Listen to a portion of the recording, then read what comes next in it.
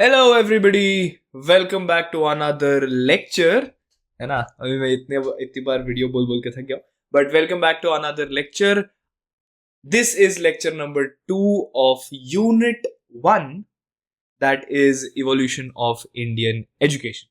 ठीक है, अगर आप मुझे देख पा रहे हैं तो इसका मतलब है कि आपने हमारा टीचिंग एप्टीट्यूड का जो कोर्स है वो खरीद लिया है एंड आपको मेरी पहली क्लास काफी पसंद आई है। तो सबसे पहले तो welcome to the course and thank you so much, आपने हमारे ऊपर भरोसा किया एंड आपने ये कोर्स में एनरोल किया। बट बस इसके अलावा कुछ नहीं है। चालू करते हैं हम लोग हमारे लेक्चर नंबर 2 के साथ, दैट इज बुद्धिस्ट एजुकेशन। मतलब चालू करेंगे, बट इसमें हम लोग Buddhist education, Jain education, Islamic education, तीनों टाइप के एजुकेशन को देखने वाले हैं। बहुत ही ज्यादा इंटरेस्टिंग लेक्चर होने वाला है ये, and without any further edu हम लोग चालू करते हैं। ठीक है, तो बुद्धिस्ट एजुकेशन के साथ चालू करते हैं, पर उसमें हम लोग सबसे पहले देखेंगे इंक्लूजन। अब तुम्हारे दिमाग में आएगा यार इंक्लूजन क्यों, हम लोग तो हमेशा एम से चालू करते थे, इस वाले केस में इंक्लूजन से क्यों चालू कर रहे हैं। तो इसमें मैं एक बात बोलना चाहूंगा कि यार वैदिक, याद है हम लोगों ने पहले लेक्चर में वैदिक एजुकेशन सिस्टम के बारे में बात की थी, एंड उसका लास्ट वाला जो पॉइंट था that was about inclusion, and उसमें ही प्रॉब्लम थी। क्या प्रॉब्लम थी कि भाई वहां पर लोगों को एजुकेशन नहीं मिल पाती थी, it was locked up to the upper caste only. फिर उसमें अपर कास्ट में होने के साथ साथ वुमेन को भी बहुत ज्यादा एजुकेशन में प्रॉब्लम फेस करनी पड़ती थी कि उनके पास ऑप्शन ही नहीं रहता था, उन्हें अलाउ ही नहीं किया जाता था। तो ये पर्टिकुलर चीज की वजह से जो मेजॉरिटी ऑफ द सोसाइटी जो है वो एजुकेशन से वंचित रह रही थी, एंड उनके अंदर वो प्रेशर बिल्डअप हो रहा था ऑफ दैट डिस्पैरिटी जो हम लोगों को देखने को मिल रही थी कि कुछ लोग बहुत एजुकेटेड हैं, सिर्फ अपर कास्ट के वो भी, एंड अपर सोशल स्टेटस के, एंड जो दूसरे लोअर सोशल स्टेटस के थे उनके पास बिल्कुल भी एजुकेशन नहीं थी। तो इसकी वजह से डिस्पैरिटी और प्रेशर और बहुत सारे नेगेटिव इमोशन जो है वो बिल्डअप होने लग गए लोगों में, एंड उसी चीज को खत्म करने के लिए आया था हमारा बुद्धिस्ट एजुकेशन। तो उन्होंने क्या किया, इसी की वजह से वो इंक्लूजन वाला पार्ट, तो उन्होंने क्या बदल दिया, उन्होंने बोला कि we will keep the doors open for whoever wants to learn. तो उन्होंने बोला कि जो भी हम पढ़ना चाहता है, जो भी एजुकेटेड होना चाहता है, हम उसे एक्सेप्ट करेंगे regardless of their caste, creed और ब्लड लाइन। ठीक है, कास्ट, क्रीड और जेंडर भी बोल सकते हैं। ठीक है, तो यही चीज उन्होंने बोली। तो इंक्लूजन में यही था कि बुद्धिस्ट एजुकेशन ने एक चीज जो अच्छी की थी, उन्होंने एक्सेस टू ऑल दिया था। उन्होंने बोला कि अगर आप लड़का हो या लड़की हो, अगर आपको पढ़ना है तो आप आ सकते हो, आप शूद्र हो, आप ब्राह्मण हो, आप क्षत्रिय हो या वैश्य, कोई भी हो, ठीक है, आप आ सकते हो। ठीक है, दूसरी चीज क्या कि caste plays zero role in admission, and admission किस बेसिस पे होता है, if you want to learn the door is open. तो ये एक बहुत ही ज्यादा रेवोल्यूशनरी चीज की गई थी बुद्धिस्ट एजुकेशन सिस्टम द्वारा। ठीक है, जिसको सिद्धार्थ गौतम ने चालू किया था, है ना, वो क्योंकि वो भी हायर स्टेटस से ही आते थे, फिर उन्हें पता चला था बहुत सारी चीजें, ब्ला ब्ला ब्ला। ठीक है, तो ये सबसे मेन चीज थी हमारी। अब हम लोग बढ़ते हैं एम की तरफ कि इस बुद्धिस्ट एजुकेशन का एम क्या था। ठीक है, एजुकेशन का एम क्या था, so the aim of Buddhist education system. तो इनका एक एम था, that was attaining nirvana, that was similar to Vedic education system. Nirvana and moksha same ही माना जाता है। तो यहां पर क्या बोला जाता है कि liberation from suffering through the noble eight fold path. अब ये लिबरेशन फ्रॉम सफरिंग का मतलब कि according to Gautam Buddha, this whole life, जो हमारी जो जिंदगी होती है, that is full of sorrows and sufferings. ठीक है, एंड वो सफरिंग्स जो होती हैं वो हमारे वजह से ही होती हैं, एंड आपको लिबरेशन तभी मिलता है जब आप इन सफरिंग्स को छोड़ दोगे, इन सफरिंग्स से ऊपर उठ जाओगे, वैसे ही आपका लिबरेशन हो जाएगा। जैसे कि वैदिक सिस्टम में क्या बोला जाता था कि the cycle of birth and death से अगर आप फ्री हो गए तो आपको लिबरेशन मिल गया, मतलब मोक्षा मिल गया। यहां पर क्या बात की जा रही है, यहां पर की जा रही है कि निर्वाणा जो है, इसका मतलब है liberation from suffering, liberation from suffering through the noble eight fold path. अब ये नोबल एट फोल्ड पाथ क्या है इसके बारे में हम बात करेंगे, लेकिन उससे पहले मैं दो कॉन्सेप्ट्स के बारे में बात करना चाहता हूं, that is ethical conduct and उसके साथ साथ कैरेक्टर बिल्डिंग। ये दो चीजें भी बहुत बड़ी एक एम था कि आपके पास एथिकल कंडक्ट होना चाहिए एंड आपका कैरेक्टर बहुत ज्यादा अच्छा होना चाहिए, जो कि एट फोल्ड पाथ में ही कंसिडर किया जाता है, लेकिन इन दोनों चीजों पे बहुत फोकस किया जाता था एंड इनको एक एक्सप्लिसिटली करिकुलम गोल बोला जाता था।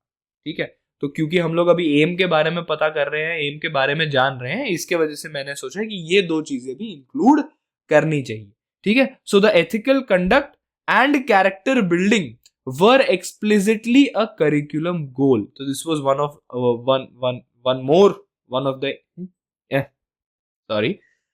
This was also one of the aims of Buddhist education. ठीक है, चलो अब हम लोग बात करते हैं कि ये एट फोल्ड पाथ है क्या। ठीक है, so let us talk about the eight fold path.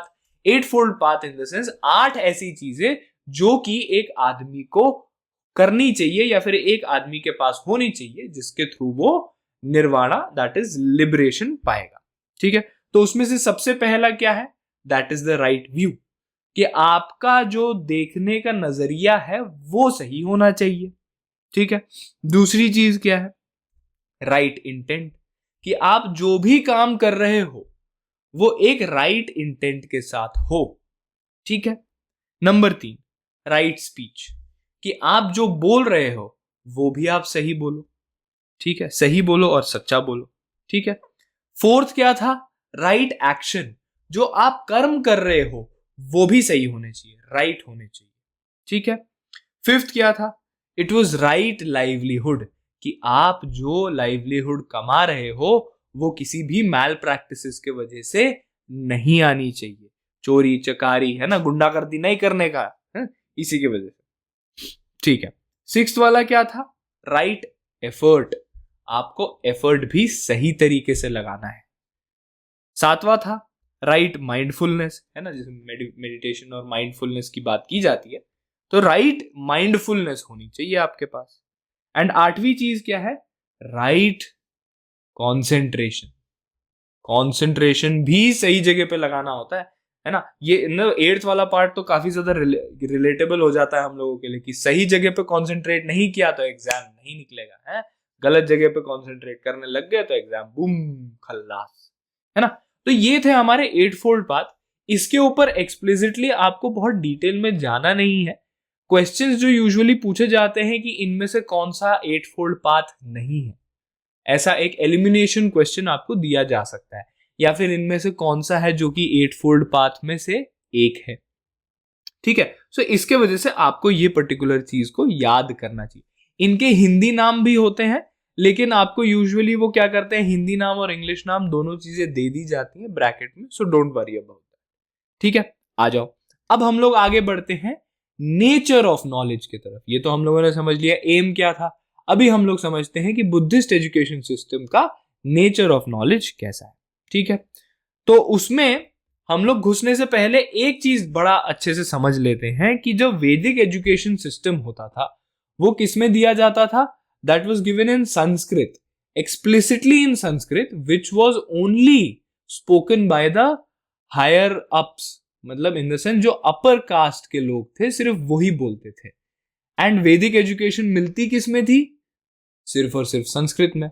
तो बुद्धिस्ट एजुकेशन सिस्टम में क्या हुआ, उन्होंने बोला कि जो हमारा नॉलेज होगा, जो ट्रांसमिशन ऑफ नॉलेज होगा वो होगा वर्नैक्युलर लैंग्वेजेस में, माने कि लोकल लैंग्वेजेस में हम लोग पढ़ाएंगे। एंड या तो लोकल लैंग्वेजेस में होगा या तो पाली में बोला जाएगा। Pali was also very famous language, well spoken by many people.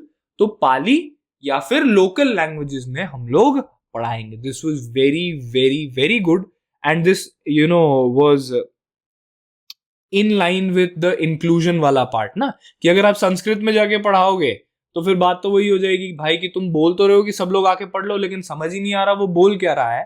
तो फिर कैसे समझोगे, है ना? अगर मान लो कि मैं अभी इधर फ्रेंच कुछ करके बोलने लग जाऊं तो तुम लोगों को नहीं समझेगा, राइट? तो मुझे इस तरीके से बात करनी पड़ेगी, इस लैंग्वेज में भी बोलना पड़ेगा ताकि तुम लोगों को समझ में आए। एंड इसी चीज के ऊपर फोकस किया था बुद्धिस्ट एजुकेशन सिस्टम। ठीक है, ओके। अब इसका करिकुलम क्या था? नेचर ऑफ नॉलेज में हम लोग एक चीज तो ये भी देखते हैं ना कि क्या क्या चीजें पढ़ाई जाती थी। तो करिकुलम इंक्लूडेड मेडिसिन, मेडिसिन के बारे में बताया जाता था, एस्ट्रोनॉमी के बारे में बताया जाता था, लॉजिक एंड डिबेट किया जाता था, है ना? लॉजिकल रीजनिंग एंड डिबेट किया जाता था। उसके बाद ग्रामर एंड लिटरेचर की भी काफी बात की जाती थी। एंड लास्टली स्टेट क्राफ्ट, मतलब कि चाणक्य का अर्थशास्त्र जो है ना, कि किस तरीके से हम लोगों को मैनेज करना चाहिए, ये सारी चीजें बताई जाती थी। ठीक है, ये सब तो हम लोगों ने थोड़ा बहुत पढ़ा हुआ, मतलब कि हाँ, मतलब medicine was something new. Vedic education system में एस्ट्रोनॉमी था, logic and debate, grammar and literature पढ़ाया जाता था। दो चीजें हमें नई देखने को मिली, one was medicine, second was the statecraft वाला सिस्टम। वैदिक एजुकेशन सिस्टम में भी ऐसा होता था, ठीक है, कि स्टेट क्राफ्ट पढ़ाया जाता था बट एक्सप्लिसिटली नहीं पढ़ाया जाता। ठीक है, तो ये हो गए मेन ओके ओकेश वाले। मेन जो एक डिफरेंस था वो था लास्ट वाले पॉइंट में, that is craft and vocational skills. ये एक बहुत ही नई चीज आई थी as compare to Vedic education system. अब ऐसा क्यों? क्योंकि देखो यार, वैदिक एजुकेशन सिस्टम में एजुकेशन दिया जाता था to the Brahmin, to the prince, to the prince and princesses, जो भी है, जो भी रॉयल ब्लड होता है, उनको एजुकेशन दिया जाता था। अब उनके केस में क्या होता था, उन लोगों को काफी सारी चीजें सीखनी पड़ती थी, लेकिन उनमें से ये वोकेशनल स्किल्स जो थी वो बहुत ही ज्यादा कम सिखाई जाती थी। ऐसा नहीं था कि नहीं सिखाई जाती थी, कम सिखाई जाती थी। Vocational skills in the sense कि जो दूसरी स्किल्स, जैसे वीविंग बास्केट्स हो गया, निटिंग क्लोथ्स हो गए, ये सारी चीजों को वोकेशनल स्किल्स में गिना जाता है। तो वो वैदिक एजुकेशन सिस्टम में बहुत ज्यादा फेमस तो क्या ही बोलूं मैं, बट हाँ, बहुत ज्यादा प्रिवेलेंट नहीं थे, बहुत ज्यादा सिखाया नहीं जाता था। लेकिन क्योंकि बुद्धिस्ट अब सारी चीजें ना फिर वही पीछे वाले पॉइंट के साथ जुड़ेंगी, दैट इज ऑफ इंक्लूजन। क्योंकि उन्होंने सबको इंक्लूड कर लिया है, तो कुछ लोग ऐसे भी होंगे जो लोग बास्केट वीवर्स होंगे, शू मेकर्स होंगे, है ना? तो उन सब लोगों को भी ये सारे आगे चल के स्किल सिखाने हैं। इसके वजह से ये सारी चीजें भी पढ़ाई जाती थी, इंक्लूडिंग क्राफ्ट। ठीक है, ओके भैया। तो हम लोगों को समझ में आ गया कि हमारा नेचर ऑफ नॉलेज क्या है। अब हम लोगों को पता है कि कहां जाना है हम लोगों को, टीचिंग लर्निंग प्रोसेस की तरफ, क्योंकि हमारा वो 5 स्टेप एनालिटिकल फ्रेमवर्क जो है, उसी के थ्रू हम लोग सबको समझेंगे, है ना? तो अब टीचिंग एंड लर्निंग प्रोसेस की तरफ चलते हैं। कि टीचिंग एंड लर्निंग प्रोसेस में सबसे पहला था, दैट वाज सोक्रेटिक डायलॉग। ठीक है, जिसको उनके टाइम पे बोला जाता था विभाज्यवाद, मतलब द मेथड ऑफ एनालिसिस। इस पर्टिकुलर चीज में क्या किया जाता था कि जो टीचर है और जो स्टूडेंट है, वो एक proper question answer type dialogue में बात करते थे। सो लेट अस से फॉर एग्जांपल, मान लीजिए कि अगर किसी स्टूडेंट ने पूछा कि पानी नीला क्यों है, या फिर कोई भी एक रैंडम क्वेश्चन कि पानी में अगर हम नमक मिलाते हैं तो वो गायब हो जाता है, चला जाता है वहां से, जैसे हम लोगों ने पिछले क्लास में बात किया।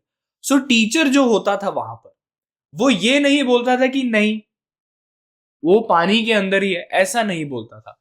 वो उल्टा एक सवाल और पूछते थे कि आपको ऐसा क्यों लग रहा है कि वहां पर नमक नहीं है। फिर बच्चा बोलता था कि क्योंकि वो दिखाई नहीं दे रहा। अच्छा, फिर उसके बाद फिर और एक क्वेश्चन होता था, फिर उसके बाद बच्चा रेस्पॉन्ड करता था, एंड ऐसे कर करके बच्चा जो है एक पर्टिकुलर कॉन्सेप्ट को जो उसे क्लियर नहीं था उसकी डिस्कवरी करता है। तो that is called as Socratic dialogue. एक डायलॉग अलग होता है, एक सोक्रेटिक डायलॉग अलग होता है। सोक्रेटिक डायलॉग में क्या किया जाता है, वो क्वेश्चंस इस हिसाब से पूछते हैं जिसको बोला जाता है फर्स्ट प्रिंसिपल क्वेश्चंस। जैसे कि अगर तुम लोगों को फिजिक्स का कोई क्वेश्चन दिया जाए, है ना, बोला जाए कि तुम कोई सॉल्व कर दो, चलो मान लो रिलेटिव मोशन का कोई क्वेश्चन है वो सॉल्व कर दो, that is a question of physics. But questioning what is physics, कि फिजिक्स क्या है, that is called as the first principle question, कि फिजिक्स क्या है, ये क्यों है। इस तरीके से सवाल पूछने को बोलते हैं सोक्रेटिक डायलॉग। जिसमें टीचर और स्टूडेंट ऐसे सवाल पूछते हैं एक दूसरे से एंड उससे उसके माध्यम से समझते हैं कि किस तरीके से वो पर्टिकुलर चीज हो रही है। ठीक है, सेकंड चीज क्या होता था, द पैराबल या फिर एनालॉगी मेथड। एनालॉगी तो आप सबको पता ही है, आप लोग जनरल टेस्ट तो पढ़ ही रहे होंगे, वहां पर एक जगह आता है कि एनालॉगी क्या होता है।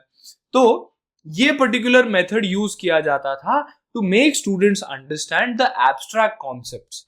ठीक है, जो स्पिरिट के एब्स्ट्रैक्ट कॉन्सेप्ट्स होते थे उन पर्टिकुलर चीज को रियल वर्ल्ड चीजों के माध्यम से समझाया जाता था, है ना। कि मतलब मान लो कि ये पर्टिकुलर चीज मेरी आत्मा है, इसका मतलब क्या है, या फिर ये मेरी बॉडी है और इससे अगर मैं लिख रहा हूं तो उसके अंदर की जो इंक है वो हमारी आत्मा है, जिससे कि मैं अपने आप को व्यक्त कर रहा हूं। ऐसा ऐसा करके कुछ तो समझाएंगे। ठीक है, so the analogy method. Okay, फिर उसके बाद एंड ये पर्टिकुलर मेथड, हाँ चलो अब तुम्हें और अच्छे से समझा देता हूं। ये पर्टिकुलर मेथड मैंने किस चीज के लिए यूज किया था तुम लोगों को समझाने के लिए, वो वैदिक एजुकेशन सिस्टम में कि किस तरीके से वो समझाते थे, है ना। तो वो पर्टिकुलर तो analogy method, I hope you guys get it. ठीक है, अब तीसरी चीज क्या होती थी, the Sangha as a community of practice. ये क्या मतलब, ये तो बड़ा अजीब सा है। अब ये संघा क्या था, संघा was a community of people. ठीक है, कम्युनिटी जाहिर सी बात है पीपल से ही बनती है। तो ये कुछ लोग थे जो आपको समझाने में मदद करते थे। क्या करते थे, समझाने में मदद करते थे, क्वेश्चंस करते थे, डिबेट करते थे और एक दूसरे को समझाते थे। तो यहां पर peer instruction, this is very important शब्द जो मैं यूज कर रहा हूं, पीयर इंस्ट्रक्शन को बहुत ज्यादा महत्व मिलता था। कुछ ज्यादा हिंदी बोल रहा हूं बट हाँ, बहुत ज्यादा इंपॉर्टेंस मिलती थी इस पर्टिकुलर जगह में, दैट वाज पीयर इंस्ट्रक्शन। कि दो दोस्त आपस में बैठ के एक दूसरे से सवाल पूछेंगे, एक दूसरे से जवाब। ठीक है, so this was the teaching learning process which was very different from वैदिक एजुकेशन सिस्टम। थोड़ा बहुत सिमिलर था लेकिन मेजॉरिटी तुम देख रहे हो कि काफी शिफ्ट हो चुका है यहां पर। ठीक है, अच्छा अब हम लोग बात करते हैं one of the very highlights of Buddhist education system, that is the agencies. Agencies के बारे में बात, तो सबसे पहले जो एजेंसीज में आता है that is the vihara monasteries. ठीक है, मोनास्ट्रीज होती थी। क्या होते थे ये लोग, these were massive residential complexes. जैसे कि गुरुकुल था, गुरुकुल तो बहुत छोटा था ना, सही बात है कि नहीं, वहां पर एक गुरु होता था और 10-15 बच्चे होते थे। लेकिन in case of monasteries they were very big, वहां पर एक नहीं, दो नहीं, 10-10, 15-15, 20-20 टीचर रहते थे एंड उसके साथ साथ 100-200, कभी कभी तो 300-400 बच्चे रहते थे। ठीक है, एंड ये पर्टिकुलर जो मोनास्ट्रीज होती थी ये पर्पसफुली बिल्ड की जाती थी as the institution dedicated to teaching. Gurukul के टाइम पे भी बनाया, gurukul was also for teaching only, but वो साथ साथ क्या था एक्चुअली में, तो वो उस टीचर का घर ही होता था। ऐसा कि वहां पर अलग से क्लासरूम्स नहीं बनाई जाती थी, वहां पर अलग से कोई एक स्ट्रक्चर बिल्ड नहीं किया जाता था, that was only dedicated to teaching. ठीक है, ऐसा तो ये एक बहुत इंपॉर्टेंट शिफ्ट था। ठीक है, अब उसके साथ साथ ये वाला तो ठीक है, this is still important, but सबसे ज्यादा खतरनाक चीज थी that was world's first universities Buddhist education system में बनी।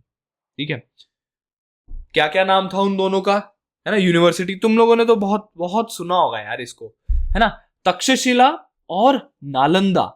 These were world's landmark institution. These were the very first world level institutes जहां पर बहुत सारे बाहर के बच्चे भी आके पढ़ाई करते थे, है ना, स्पेसिफिकली इन नालंदा। ठीक है, यहीं पर मेडिसिन और इन जो भी हम लोगों ने देखा ना, नेचर ऑफ नॉलेज जो हम लोगों ने देखा, ये सारी चीजें, medicine, astronomy, logic and debate, grammar and literature, है ना, उसके बाद स्टेट क्राफ्ट, ये सारी चीजें इन दो यूनिवर्सिटीज में पढ़ाई जाती थी।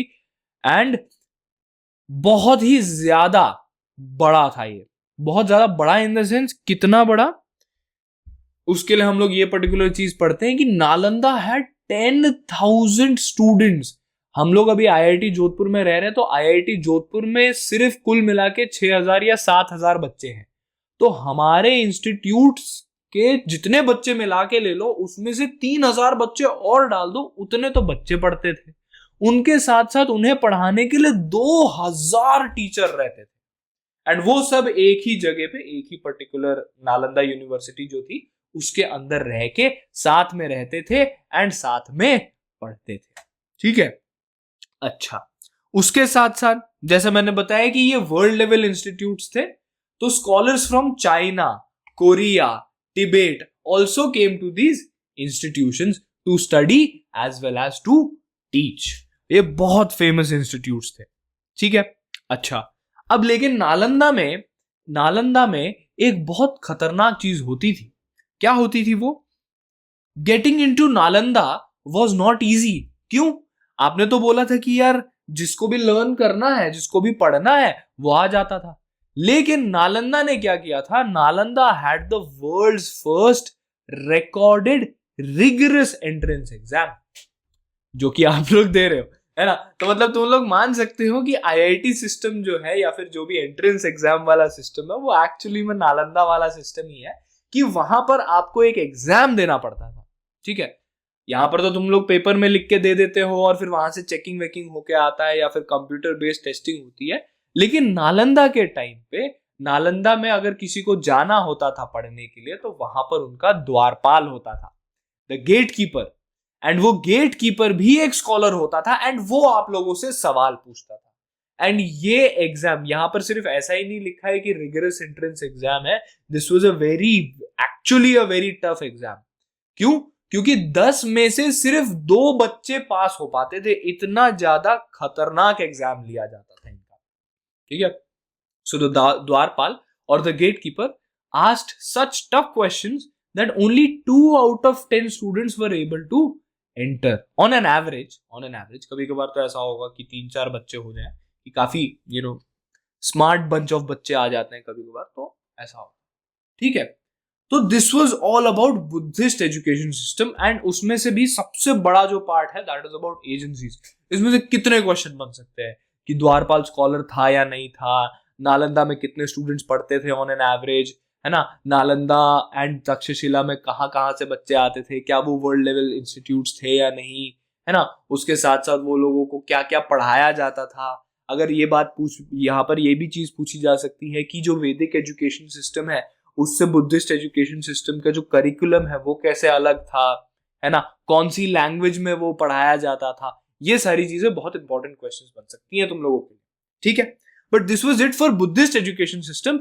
आगे हम लोग बढ़ते हैं for the Jain education system. ठीक है, आ जाओ। तो जैन एजुकेशन के एम्स के बारे में हम लोग बात करते हैं। एम्स क्या थे? जैन एजुकेशन के 3 एम था। सबसे पहला वॉज लिबरेशन। क्या? लिबरेशन। कैवल्या बोलते हैं या कैवल्या ही बोलते होंगे यार, मेरे को तो कैवल्या ही पढ़ाया गया था। ठीक है, तो kaivalya that is liberation. Number 2 was ahimsa, that is strict non violence, है ना, गांधी जी बोलते थे कि अहिंसावादी बनो, तो अहिंसा। एंड तीसरी चीज that was very important and बहुत ही ज्यादा दिमाग को घुमा देने वाली चीज, जो कि है anekantavada, that is multiplicity of views, कि लोगों के अलग अलग व्यूज हो सकते हैं एक ही चीज को लेके। एंड ये पर्टिकुलर चीज को ना मैं बोलूंगा कि आप लोग सब स्टार मार्क कर लो। ठीक है, एंड मैं स्टार मार्क करने के लिए क्यों बोल रहा हूं? क्योंकि ये particular aim is going to show up in the teaching learning process. तो आपको यहां से एक और चीज समझ में आती है कि जो एम ऑफ एजुकेशन है वो ही कहीं ना कहीं इंटर रिलेट करता है कि टीचिंग लर्निंग, कि किस तरीके से पढ़ाया जाएगा। ठीक है, अब ये पर्टिकुलर चीज पे मैं आता हूं, पर अभी स्टार मार्क लगा के रख लो। ठीक है, अच्छा, तो एम की हम लोगों ने बात कर ली, है ना, कि liberation, strict non violence and उसके साथ मल्टीप्लिसिटी ऑफ व्यूज हमारा एम था जैन एजुकेशन में। अब नेचर ऑफ नॉलेज क्या था? नेचर ऑफ नॉलेज में सबसे पहले आता था कि एंशिएंट इंडियन मैथमेटिक्स पढ़ाई जाती थी, उसके साथ साथ एस्ट्रोनॉमी पढ़ाई जाती थी, उसके साथ साथ फॉर्मल ग्रामर पढ़ाई जाती थी, उसके साथ जो सबसे ज्यादा इंपॉर्टेंट था that was commercial and trade based vocational skills. अब ऐसा क्यों? क्योंकि जो जैन लोग थे उनका मेजर ऑक्यूपेशन जो होता था दैट वाज ट्रेडिंग, ठीक है। तो इस पर्टिकुलर चीज पे commercial and trade based vocational skills के ऊपर एक्सटेंसिवली फोकस किया जाता था, बहुत ज्यादा फोकस किया जाता था। ऐसा नहीं था कि एंशियंट, मतलब बाकी जो मैंने बोला कि मैथमेटिक्स, एस्ट्रोनॉमी, फॉर्मल ग्रामर हो गया, उसके साथ साथ बाकी जितने भी लिटरेचर, ये सारी चीजें, उन पे फोकस नहीं किया जाता था, ऐसा नहीं है। लेकिन vocational skills and trade based vocational skills के ऊपर काफी फोकस किया जाता था, ठीक है। तो ये चीज बहुत अच्छे से ध्यान में रखना है। This is also another important point of Jain education system. अच्छा, अब हम लोग बात करते हैं टीचिंग लर्निंग प्रोसेस पे। अब तो आप लोगों को समझ में आएगा। तो टीचिंग लर्निंग प्रोसेस में बाकी सारी चीजें तो थी ही थी, लेकिन एक जो नई चीज आपको पता चलती है टीचिंग लर्निंग प्रोसेस में जैन एजुकेशन सिस्टम के टाइम पे, दैट इज स्यादवाद, ठीक है। क्या है उसका मतलब, क्या है? It is the doctrine of conditional predictions. मतलब कि it asked students to argue from both the sides. अब बोथ द साइड्स का मतलब हारने वाली साइड भी हो सकती है, जीतने वाली साइड भी हो सकती है, सही साइड भी हो सकती है, गलत साइड भी हो सकती है। अब क्या बोला जाता था बच्चों को? टीचर बोलता था कि तुम पहले सही गलत मत करो, पहले एक बंदे का पर्सपेक्टिव देखो, फिर दूसरे बंदे का पर्सपेक्टिव देखो, दोनों को कंपेयर एंड कॉन्ट्रास्ट करो, उसके बाद एक डिसीजन पे आओ। एंड ये कि इसका मतलब क्या हुआ? दो अलग अलग पर्सपेक्टिव्स को देखने के बाद अगर आप कोई चीज कर रहे हो तो वो क्या हो गया है? क्या हो गया? क्या हो गया? कहां लिखा है वो? कहां चला गया ये? हाँ, अनेकांतवाद। क्या हो गया? अनेकांतवाद को समझना हो गया। तो टीचिंग एंड लर्निंग प्रोसेस को इस तरीके से बताया जाता था भाई, मतलब खतरनाक तरीके से, ठीक है। अच्छा, तो ये बहुत इंपॉर्टेंट हो गया। फिर ना बहुत, मतलब मैं जितनी भी चीजें, मतलब अब तुम लोगों को भी पता है कि सिर्फ एक महीने के करीब का टाइम है हम लोगों के पास, तो मैं जितनी भी इंपॉर्टेंट एंड जो खतरनाक चीज लेके आ सकता हूं ना, जो कि जिसके हाई चांसेस है एग्जाम में आप पूछे जाने के, ठीक है, मैं वो तुम लोगों के सामने लेके आ रहा हूं। अब हम लोग बात करते हैं एजेंसीज के बारे में। एजेंसी के केस में यार, बुद्धिस्ट सिस्टम और जैन सिस्टम को अगर हम लोग कंपेयर करेंगे तो Buddhist system had a very huge amount of monasteries, लेकिन जैन सिस्टम में भी होती थी मोनास्ट्रीज, जिनको बोला जाता था स्थानक, क्या लिखा है मैंने, स्थानकाज एंड उपाश्रया, उपाश्राय, ए तो आगे का वो प्रोनाउंस नहीं होता, उपाश्राय, ठीक है, उप आश्रय, सॉरी उप आश्रय, हाँ उप आश्रय या फिर स्थानकास, यार जो भी होता है, मैं माफ कर दो भाई मेरे को, ठीक है। बट ये कुछ होता है, मोनास्ट्रीज होती थी, लेकिन उतने बड़े लेवल पे नहीं होती थी जितने बड़े लेवल पे नालंदा और तक्षशिला थी। क्यों?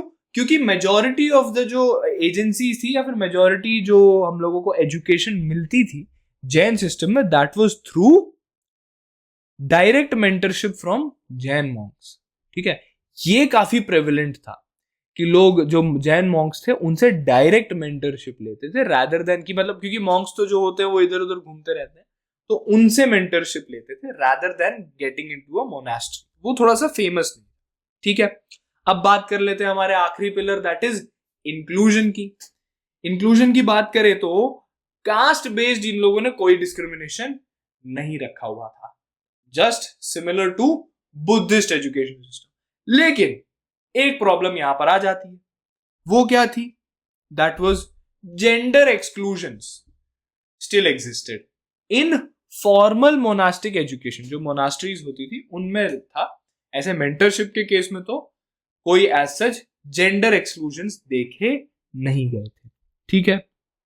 अच्छा, ओके, तो क्या ये बात समझ में आई? तो अब आपको ना 3 तरीके के एजुकेशन सिस्टम पता चल गया जो कि प्री कॉलोनियल टाइम पे एग्जिस्ट करते थे, वैदिक, बुद्धिस्ट, जैनिज्म, ठीक है। अब इन तीनों में से आपको कंपेयर एंड कॉन्ट्रास्ट करने के लिए दे दिया जा सकता है ना, कि टीचिंग लर्निंग प्रोसेस में क्या चीजें सिमिलर थी, है ना, टीचिंग लर्निंग प्रोसेस में क्या अलग था। ऐसे टाइप के एमसीक्यूज बन सकते हैं, एंड ऐसे टाइप के एमसीक्यूज ही होंगे जो आपका रैंक बूस्ट करेंगे, ठीक है। मैंने मेजॉरिटी, अभी मैं जितने भी देख रहा था, क्या बोलते हैं उसको, जितने भी यूट्यूब के चैनल्स देख रहा था, उनमें से मेजॉरिटी क्या करते हैं, उनमें से कुछ ऐसे हैं कि जो एमसीक्यू करवा रहे हैं, मेजॉरिटी एमसीक्यू ही करवाते हैं, लेकिन जो पढ़ा भी रहे हैं वो उतने डेप्थ में जाके नहीं पढ़ा रहे हैं, है ना, तो मेरे को बड़ा अच्छा नहीं लगता वो। Anyways, let us get into the Islamic structure, that is the Islamic education system। ठीक है, इस्लामिक एजुकेशन के एम क्या थे, अब हम उन पे बात करते हैं। इस्लामिक एजुकेशन में भी दो पर्पस थे, जैसे वैदिक एजुकेशन सिस्टम में दो स्फीयर्स थे, यहां पर भी दो पर्पस माने जाते थे। अब वो क्या क्या थे दो पर्पस? उन दो में से एक था understanding Quran, praising the God and living a ethical life.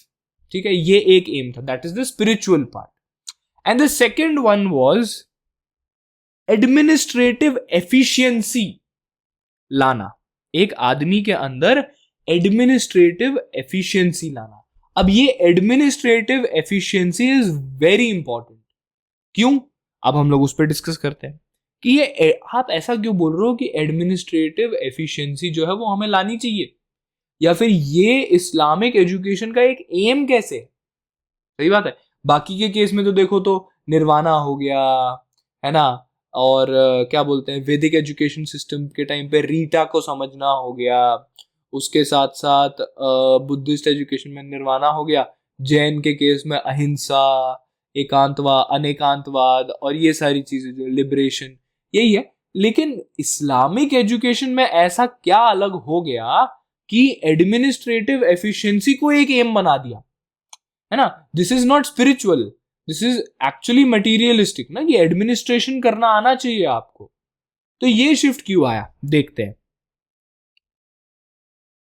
तो पहले तो ये इसके वजह से हुआ बिकॉज द दिल्ली सल्तनत या फिर सल्तनत, दिल्ली का जो किंग था, he needed highly trained clerks, qazis that is जज, and diplomats to make ruling his huge empire easier. क्योंकि जब इंडिया में इस्लामिक एम्पायर जब बढ़ा था, तब उस टाइम पे उनका जो स्प्रेड आउट हुआ था, that was a very huge area. अब इतने बड़े एरिया में आपको लोग तो चाहिए होंगे जो कि वेल ट्रेन्ड हो, सही बात है कि नहीं? क्लर्क्स, जजेस, डिप्लोमैट्स चाहिए होंगे।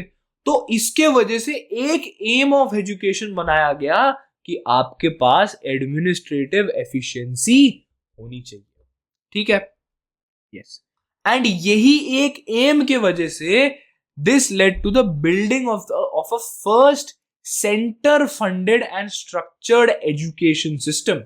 कि तो अभी ऐसा होता था पहले के टाइम पे, वो पता ही था तुम लोगों को कि वो सेंटर से कोई नहीं आता, जो रूलर होता था या आसपास जो थे वो लोग गुरु दक्षिणा देके या दक्षिणा वक्षिणा देके होता था। लेकिन जैसे पहले के टाइम पे क्या किया जाता, पहले के टाइम पे ऐसा बोला जाता था कि हम लोगों को हॉस्पिटैलिटी पे कितना पैसा खर्च करना है ना, बजट बनाए जाते थे फॉर आर्मी, कि आर्मी के लिए कितना खर्च करना है, ट्रेड में कितने खर्च करने हैं। उसके साथ साथ इस्लामिक सिस्टम में ऐसा हुआ, इस्लामिक टाइम्स में ऐसा हुआ था कि पहली बार एजुकेशन को बना, एजुकेशन सिस्टम्स और यहाँ पर जो बिल्डिंग्स होती हैं, जो स्कूल्स होते हैं, उनको बनाने के लिए अलग से सेंटर से फंड आने लग गया। This was the very first education system जिसमें ऐसा किया गया था, and that is very important. ठीक है, अच्छा, अब हम लोगों को समझ में आ गया कि एम्स क्या थे। अब हम लोग आगे बढ़ेंगे किसके तरफ? नेचर ऑफ नॉलेज की तरफ। अब बहुत सारे लोगों को ना, बहुत सारे बच्चों को ये पर्टिकुलर मिसकंसेप्शन रहता है, एंड वो लोग सोचते हैं कि यार इस्लामिक एजुकेशन सिस्टम में ना सिर्फ कुरान के बारे में पढ़ाया जाता था या फिर सिर्फ स्पिरिचुअल होता था वो। ठीक है, अब पहले तो वो पर्टिकुलर चीज गलत प्रूव हो गई है। क्यों? क्योंकि एक एम तो हमारा क्या था? एडमिनिस्ट्रेटिव एफिशिएंसी ही एक एम था, that was materialistic, that needed logic, that needed sciences. ठीक है, तो जो नेचर ऑफ नॉलेज था वो दो तरीके से बटा हुआ था। ठीक है, पहला इज ट्रांसमिटेड साइंसेस, जिसमें Islamic theology, Islamic law and Sufi philosophy के बारे में बात की जाती है। So this is the spiritual part of it. ठीक है, सेकेंड वाला इज इंटेलेक्चुअल साइंसेस, जिसमें क्या क्या होता था? स्टेट एडमिनिस्ट्रेशन, जैसे हम लोगों ने बात की, logic, philosophy, mathematics, Persian and Arabic literature, astronomy, history, geography, ये सारे के सारे सब्जेक्ट्स भी पढ़ाए जाते थे, एंड बहुत ही ज्यादा अच्छे से पढ़ाए जाते थे। ठीक है, अच्छा, एंड हाँ, एक और चीज, यहां पर मैंने लिखा, मेंशन करना तो मैं शायद भूल गया, बट एक पर्टिकुलर चीज जो इस्लामिक टाइम्स में बहुत ज्यादा फेमस हुई थी, that was art and craft. ठीक है, आर्टिस्टिक चीजें, आर्ट बनाना, है ना, साड़ीज हो गए, बहुत सिल्क की साड़ीज हो गई, उसके बाद आर्टिफैक्ट्स, पॉटरी, है ना, आर्टिस्ट की ड्राइंग्स, ये सारी चीजें काफी फेमस हुई थी, काफी बूम हुई थी during the Islamic education times. ठीक है, तो इस पर्टिकुलर चीज को याद रखना। अब हम लोगों ने नेचर पढ़ लिया है, आगे बढ़ते हैं किसके तरफ, टीचिंग लर्निंग प्रोसेस की तरफ, है ना। तो यार यहाँ का टीचिंग लर्निंग प्रोसेस ना थोड़ा सा ऐसा क्या बोलते हैं, थोड़ा बोरिंग बोरिंग टाइप्स था। क्यों? क्योंकि यहां पर शिफ्ट हो गया था फ्रॉम डायलॉग और ये सारी चीजों से, primarily this particular teaching learning process primarily relied on तालीम। तालीम मतलब इंस्ट्रक्शन, कि जो टीचर है, जो मौलवी है, वो क्या करेगा, वो आएगा, बोलेगा किताब खोलो बच्चा लोग किताब खोलेंगे, और फिर मौलवी पढ़ेगा ये चीज है, ब्ला ब्ला ब्ला ब्ला ब्ला, वो चीज है। ठीक है, तो वो इंस्ट्रक्शन देंगे, और कंबाइंड किसके साथ, तकलीद, दैट वाज रिसीव्ड अथॉरिटी, कि मौलवी जो है वो सबसे बड़ा आदमी है भाई, उसकी बात को कोई नहीं टालेगा, ऐसा टाइप सिस्टम। मतलब प्राइमरीली, ये चीज याद रखना, प्राइमरीली। अब यहां पर भी एक ट्विस्ट आने वाला है, ठीक है, उसके बारे में हम लोग बात करेंगे। तो जैसे मैंने आपको बताया, द मौलवी और mudarris was the absolute authority on text. ठीक है, अच्छा भैया, प्राइमरी अथॉरिटी थे मौलवी साहब, एंड मेजॉरिटी, प्राइमरीली जो बात की जाती थी वो होती थी तालीम और तकलीद। ठीक है, अच्छा, ये टीचिंग लर्निंग पर, तो क्या ये गंदा था? अब यहां पर ही ना एनसीईटी वाले क्या है ना, खेला खेल सकते हैं। कैसे खेला खेलेंगे? प्राइमरीली किया गया है ये, लेकिन क्या ऐसा था कि वहां पर लॉजिकल डिबेट्स होते ही नहीं थे? नहीं, लॉजिकल डिबेट्स होते थे, यहां पर मैंने लिखा है। However, great Islamic scholars themselves were not passive. The tradition of ilm al-kalam, that is scholastic theology, involved intense logical debates.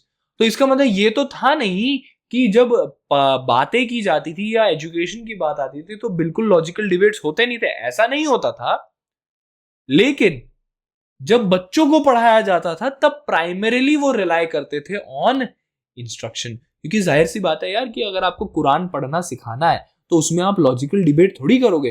अगर आपको किसी को अरबिक सिखानी है, या फिर अगर मुझे तुम्हें कुछ सिखाना है, जैसे कि लैंग्वेज, इंग्लिश लैंग्वेज हो गई, या हिंदी अगर मैं तुम लोगों को पढ़ा रहा हूं, तो वहां पर मैं थोड़ी तुमसे लॉजिक एक्सपेक्ट करूंगा, वहां पर तो मैं इंस्ट्रक्शन दूंगा ना। सही बात है कि नहीं?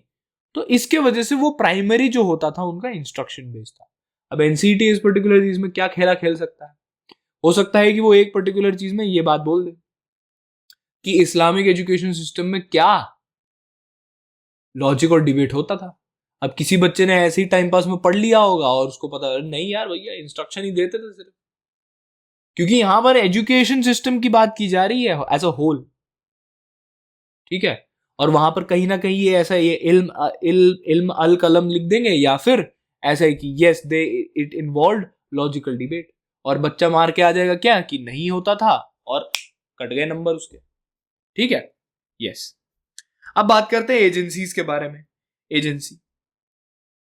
एजेंसीज क्या थी? यहां पर इन्होंने हर चीज को ना दो दो तरीके से बांट दिया था। ठीक है, तो यहां पर एक 2 टियर क्लियर स्ट्रक्चर था, जिसमें से पहला था मकतब।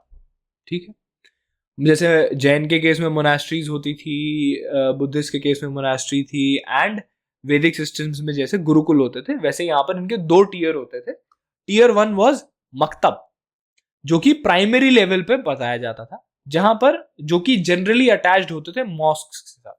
ठीक है ना, मॉस्क तो आपको पता ही होगा, है ना, the religious place of Islam people या फिर मुस्लिम पीपल बोलूं तो। ठीक है, एंड वहां उसके साथ अटैच्ड होते थे पहले के टाइम पे। ठीक है, और यहां पर स्टूडेंट्स को क्या बताया जाता था? They were taught Persian and Arabic alphabet, है ना, तो क्योंकि छोटे बच्चे हैं उनको पढ़ाने के लिए मतलब पहले अरबिक और ये सारी चीजें सिखाएंगे, एंड एलिमेंट्री अरिथमेटिक। तो मतलब जो अपने इधर जो प्राइमरी स्कूल्स में काम किया जाता है, ये उनका एंशिएंट वर्जन है। अपना जो मॉडर्न प्राइमरी स्कूल है उसका एंशिएंट वर्जन इज मकतब्स। और फिर उसके बाद सेकंड क्या होता था? That was मदरसास।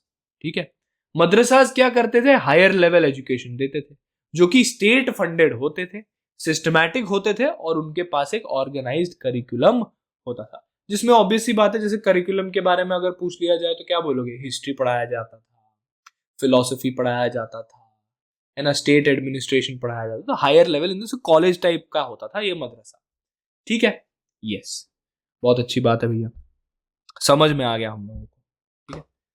नंबर 5 लास्ट चीज जो है दैट इज इंक्लूजन। यहां पर क्या इंक्लूसिविटी की सीन थी, तो Islamic education had far better male access across social classes as compared to वैदिक एजुकेशन सिस्टम। आपको तो पता ही है कि वैदिक एजुकेशन, जैसे हम लोगों ने बात करके रखी है कि वैदिक एजुकेशन सिस्टम में यार बहुत ज्यादा ये कास्ट बेस्ड डिस्क्रिमिनेशन होता था सैडली, एंड इसकी वजह से बहुत सारे सिर्फ अपर कास्ट के लोग हो पाते थे। इस्लामिक एजुकेशन सिस्टम में ऐसा मेल के साथ नहीं होता था। अब आप लोगों को हो सकता है समझ में आ गया होगा कि यहाँ पर क्या ट्विस्ट आने वाला है, कि but gender exclusion persisted, formal higher education was male dominate, मतलब मदरसाज में मेजॉरिटी ऑफ द टाइम लड़के ही जाते थे, लड़कियों को वहां पर जाने दिया नहीं जाता था। अच्छा, लेकिन इसके साथ साथ यहां पर एक और फैक्टर आ जाता है, ठीक है, वो होता है इकोनॉमिक फैक्टर। इकोनॉमिक में बोलूं तो बेटर रहेगा कि क्योंकि rural areas had access to maktabs, क्योंकि वही बात है कि मॉस्क के साथ ही रख दिया जाता था वो, लेकिन मदरसाज जो होते थे वो सिर्फ अर्बन जगहों पे, सिटीज पे, एंड सिर्फ एलीट लोगों के पास उसका एक्सेस होता था। तो यहां पर एक डायमेंशन और ऐड हुआ है। बुद्धिस्ट के केस में तो कोई ऐसा इंक्लूजन वाला सिस्टम था नहीं, जैन के केस में कास्ट बेस्ड डिस्क्रिमिनेशन नहीं था लेकिन जेंडर बेस्ड डिस्क्रिमिनेशन था, लेकिन वहां पर ये इकोनॉमिक डिस्पैरिटी की वजह से एजुकेशन जो लोगों को नहीं मिल पा रहा था उसके बारे में बात नहीं की गई थी। इन द सेंस वो बहुत ज्यादा क्या बोलते हैं, बहुत ज्यादा ये नहीं था, क्या बोलते हैं उसको, मेजर इशू नहीं था, ठीक है। लेकिन इस्लामिक एजुकेशन सिस्टम के टाइम पे ये पर्टिकुलर चीज काफी ज्यादा देखने को मिली, इसके वजह से हम लोगों ने इसको यहां पर ऐड, ठीक है। सो दैट वाज इट बच्चा party. So this was lecture number 2 of unit 1 that is evolution of Indian education system. इसके बाद हम लोगों का एक और लेक्चर आने वाला है जिसमें हम लोग बात करेंगे colonial and post colonial era के बारे में, है ना। तो अभी तक हम लोग इस्लामिक एजुकेशन तक आए हैं, इसके बाद कॉलोनियल टाइम्स में क्या क्या चीजें हुई एंड उसके बाद क्या क्या चीजें हुई उसके बारे में हम लोग बात करेंगे, ठीक है। आई होप आप लोगों ने इन सारे जितने भी मैंने पॉइंट्स मेंशन किए उनके अच्छे से नोट्स बनाए होंगे एंड आप उसको अगली क्लास से पहले रिवाइज करेंगे, ठीक है। तो आज के लिए इतना ही, मिलते हैं आप लोगों से अगले लेक्चर में, तब तक के लिए हंसते रहिए, मुस्कुराते रहिए और मचाते रहिए।